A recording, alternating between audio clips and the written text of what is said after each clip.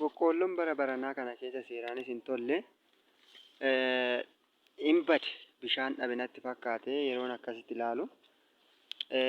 Dur boqqoolloon hin tolaa bishaan hin argataa waqtii isaa irratti boqqoolloon bishaan argateet mataa tokko mataa lama baata muki tokkichi. Amma garuu yoo baay'ate kun amma nama baqa. Mataa tokko isayyuu mataa irratti qabatti. Namuun qabdu. Haa ta'uutii gaa. Ameessi okkolee dide okkoteen didoodhaani. Egaa kun boqqoolloodha jennees wanti nuti eegannu hin jiru. Egaa akkasumas kun qotiyyoon hin nyaata gaa. Ameessi okkolee dide okkoteen didu. Oonni nu dide gaa qotiyyoo hin didu. Kanaaf isheen kun agadaa isheellee nu xaqamti nu. Haa ta'u qotiyyootaaf illee hin ta'a. Nuufis agadaa ishee cuunfachuudhaaf hin ta'a. Garuu amma miti agadaan isaas akkuma boqqoolloo isaa badee jira. Agadaanis bishaan hin qabu. Osoo bishaan qabaatee nyaanna. Boqqoolloon hin tole yoo jedhame hin tolle kunoo amma miti. Yaaduma kaameraa amma bareechee guddise malee kunoo sabuu kuuraan itti jammarteetti kunoo. Kunoo kana fa'i kunoo. Mataa irratti qabatti mataa irra jira boqqoolloon. Waan addaa eegaa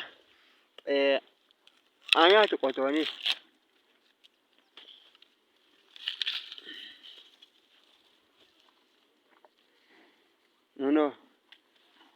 Nuuf yoo dide qotiyyoo hin didu gaa. Ittiin bara gere xaafii nu qota. Baranas bara geres an qotesisuma gaammas. Nuunoo nu didde qotiyyoon diddoo qabishii kan.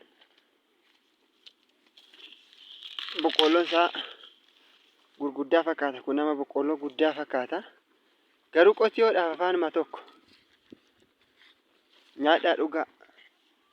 Oonuun nu diddan qotiyyoo diddu. Kanaaf boqqoolloo qabna jennee sin eeggannu. Qaala'insiis eegga dabalee gaa. Boqqoolloonis manaa nu didde. Nyaadhu. Kunoo gurguddaa fakkaata garuu kaameraa keessatti. Garuu maal godhu akkuma baraatti bullaa. Agadaan ishillee waan baay'ee nu xaqamtu hin jiru. Yaa haa ta'u gaa.